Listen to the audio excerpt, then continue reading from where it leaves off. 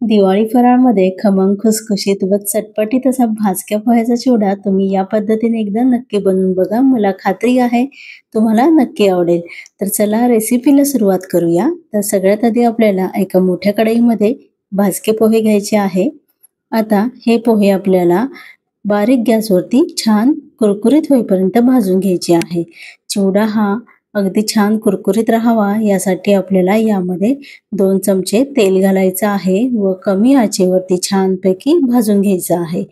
अशा पद्धतीने जर तुम्ही तेल घालून भाजलं तर चिवडा हा अतिशय छान क्रिस्पी होतो. तर आपला हा चिवडा कमी आचेवरती साधारणतः 5 ते 7 मिनिटं भाजून झालेला आहे. तो मी काढून घेते आणि आता उरलेले भाजके पोहे सुद्धा इथे 2 चमचे तेल घालून छान कुरकुरीत होईपर्यंत मंद आचेवरती भाजून घ्यायचे आहे. आता यामध्ये कुठले कुठले पदार्थ मी घालणार आहे ते एकदा आपण बघूयात. तर इथे मी कढीपत्ता घेतला आहे, त्यानंतर डाळ्या, खोबरं, त्यानंतर शेंगदाणे भाजून साल काढून आपण एका शेंगदाण्याचे 2 भाग या पद्धतीने करून घेतलेले आहे. त्यानंतर लसूण उभा कापून घेतला आहे व काही काजूच्या पाकळ्या घेतलेल्या आहेत. तर आता आपल्याला 1 बाय 1 हे सगळं तळून घ्यायचं आहे. तर मी इथे शेंगदाणे सगळ्यात आधी तळून घेत आहे.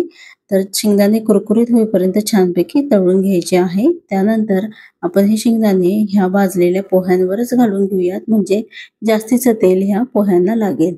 यानंतर काजू तळून घेऊयात. इथे आपले काजू तळून झालेले आहे. त्यानंतर खोबरं सुद्धा तळून घेऊया. असेच आपले बाकीचे पदार्थ सुद्धा आपण एक एक करून छानपैकी तळून घेणार आहोत.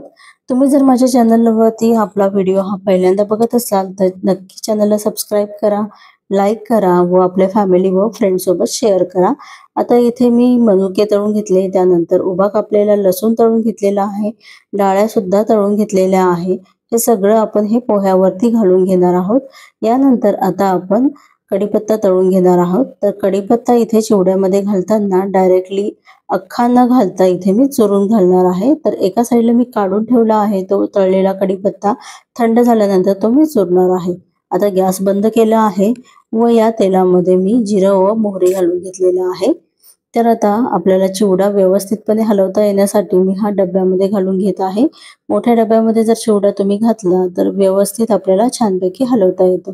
तर आता यामध्ये आपण मीठ घालून घेऊयात. मीठ घातल्याच्या नंतर मी एकदम मिक्स करून घेत आहे व जो तळलेला कढीपत्ता होता तो आपण इथे हाताने चुरणार आहोत आणि हा जो कढीपत्त्याचा चुरा आहे तो आपण चिवड्यामध्ये घालणार आहोत. म्हणजे आपल्याला खाताना कढीपत्ता वेगळा काढण्याची गरज पडणार नाही व कढीपत्ता खाल्ली गेल्याने त्याचे पोषण तत्व सुद्धा आपल्या शरीराला मिळतील. तर आता हे छानपैकी आपण मिक्स करून घेऊयात. आता तेलामध्ये इथे मी थोडंसं हिंग घालत आहे, त्यानंतर हळद, त्यानंतर 1.5 चमचा इथे मी लाल तिखट जे आपण रोजच्या जेवणात वापरतो ते घालून घ्यायचं आहे. त्यानंतर इथे छोटी वाटी भरून इथे मी चिवड्याचा मसाला घातलेला आहे.